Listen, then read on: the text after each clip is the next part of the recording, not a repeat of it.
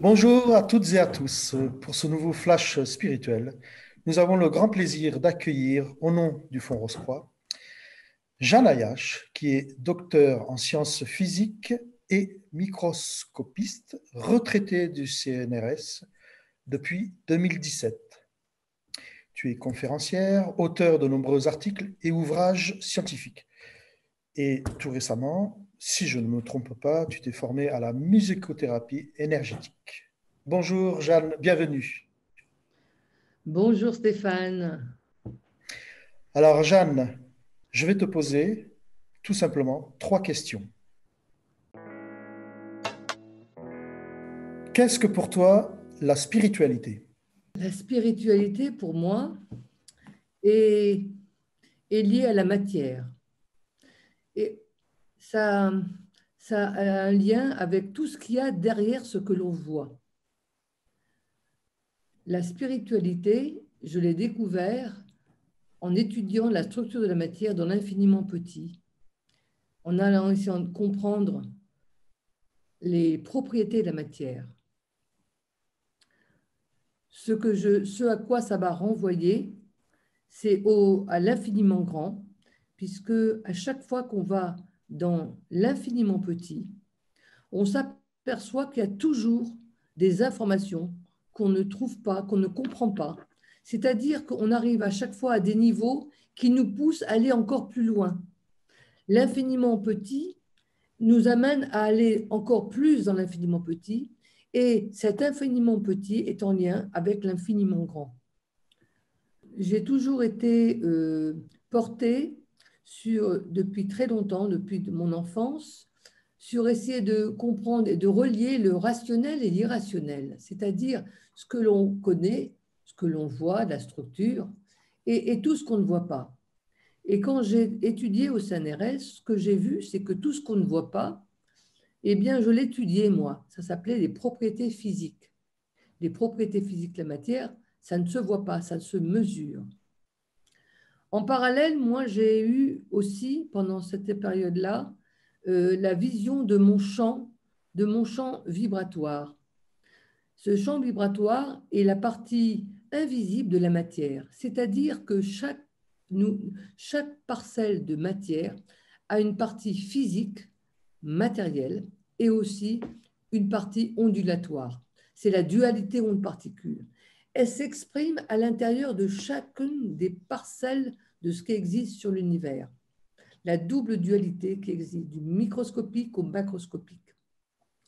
Donc moi, quand je me suis mise à observer des choses que je ne comprenais pas dans mon champ vibratoire, des choses que je voyais que je ne comprenais pas, j'ai dû essayer d'aller loin pour comprendre. Et j'ai touché à l'énergétique à ce moment-là. Et ce que je me suis aperçu, c'est que toute cette partie invisible de la matière, qu'on va étudier en physique, eh bien, c'est celle qui nous gouverne. Comme en physique, ce sont les niveaux énergétiques et vibratoires des atomes et des électrons autour des atomes qui vont définir la structure. Et plus le champ est en harmonie, et plus la structure dans la matière va être harmonieuse. Donc, ce que l'on ne voit pas porte toutes les informations de notre propre matière au niveau d'un minéral, mais au niveau de l'humain, c'est la même chose. Au niveau de l'humain, on est fait de milliards de cellules, et elles portent en elles la structure, chacune d'elles des structures de cellules, et elles portent aussi en elles la structure du champ informationnel de chacune de nos cellules et de notre être en entier. Donc ces deux aspects matériels et ondulatoires sont constamment présents, sauf qu'on en voit un, c'est l'aspect matériel. Comment vis-tu ta spiritualité au quotidien? Depuis que j'ai développé mes perceptions sensorielles suite à mes problèmes de santé aux connaissances que j'ai développées en physique et en physique quantique, que j'ai ramené à mon niveau personnel, enfin personnel, de mes perceptions sensorielles personnelles, je me suis aperçu que mon champ d'information, mon champ vibratoire m'a aidé J'ai mis des années à faire ça. J'ai mis des années à comprendre. Ce n'est qu'après avoir fait des formations en énergétique pendant des années que j'ai compris tout ça. Et en fait, mon champ vibratoire me donnait des informations qui sont bonnes pour moi ou qui ne sont pas bonnes pour moi. C'est-à-dire que jusqu'à présent, pendant des années, moi, j'écoutais mon mental, j'écoutais ma structure mentale pour faire les choses, etc., dans les comportements qu'on apprend, qu'on fait. Et au moment où quand je me suis mise à développer cette perception au niveau énergétique et de mon champ, je me suis aperçue que mon énergie me disait oui ou me disait non. Mais à l'époque, je ne savais pas. Et en fait, cette partie spirituelle dont je vous parle, je la vis au quotidien parce qu'elle me guide constamment. Quand je ne suis pas dans un état, mon énergie, c'est comme si elle n'est plus vivante, elle ne bouge plus. Mon champ ne bouge plus, vous voyez, c'est incroyable. Normalement, c'est comme une valse, c'est un mouvement, ça bouge. Quand la réponse est oui, eh bien, je respire. Eh bien, maintenant, ce que j'ai relié, c'est que à chaque fois, les mouvements d'énergie que j'ai dans mon champ, j'écoute ce qui se passe à l'intérieur de moi. Et ce qui se passe à l'intérieur de moi, c'est la même chose. C'est-à-dire que ce qui est figé dans mon corps est figé dans mon champ.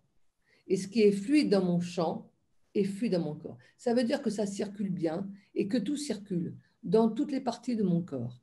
Donc ça, c'est quelque chose que je vis tous les jours et c'est un guide pour moi pour savoir ce qui est bon pour moi, ce qui n'est pas bon pour moi, et me connecter à je dirais, ma partie divine, à mon être supérieur. Quand je fais une méditation, je fais régulièrement des méditations, eh bien, je suis en lien avec la terre, avec le ciel, et mon champ, il respire la joie, il respire la respiration, comme quand je vais dans la forêt et je sens les arbres. Eh bien, c'est mon test à moi de voir si tout va bien, si je suis en harmonie avec moi. Et ce qui est intéressant, c'est que quand ce champ est en harmonie, l'intérieur du corps est en harmonie. Ça, c'est important. Et l'harmonie qui est dans la structure invisible des fréquences de notre être, eh bien, elles se répertorient, elles sont à l'image de ce qu'il y a dans la matière. C'est pour ça que quand il y a une disharmonie dans la matière, dans notre corps, eh bien, s'il y a trop de disharmonie associée à des problèmes mentaux, émotionnels, spirituels, s'il y a trop de disharmonie dans ce champ, qui est perturbé par l'environnement, bien sûr, hein, on n'est pas tout seul. Quand il y a trop de disharmonie, à force, la structure du corps va se modifier. Elle va se modifier jusqu'à perdre de l'harmonie, soit localement, avec des tensions, et que ces harmonies qui existent dans notre corps normalement comme un chef d'orchestre, nous sommes, notre esprit, c'est notre chef d'orchestre, et tous nos organes, ce sont les instruments, c'est l'orchestre. Et que quand tous sont au diapason, en harmonie, en cohérence pour faire la musique qui est la nôtre, eh bien tout va bien. Et si c'est empêché par des tensions, des stress qui viennent de l'extérieur, ces stress, ils apparaissent dans notre champ sans qu'on y soit conscient, bien sûr, c'est invisible ça. Mais ils apparaissent. Et s'ils apparaissent, et si on les libère, on se réaligne avec soi, ça disparaît. Si on les laisse prendre de la place, ça va atteindre toutes les couches de notre champ vibratoire et ça va finir par rentrer dans le corps. Et c'est là qu'il y aura des tensions plus ou moins importantes et ça peut aller jusqu'à des maladies. S'il y a quelque chose de chronique, d'inharmonie et de perte de cohérence de soi, eh bien, ça peut aller jusqu'à la maladie. Donc c'est vrai que pour moi, j'ai vécu la maladie pendant 10 ans et j'ai compris pourquoi et qu'aujourd'hui, maintenant, je suis en bonne santé. Et je remercie le ciel et je remercie la vie.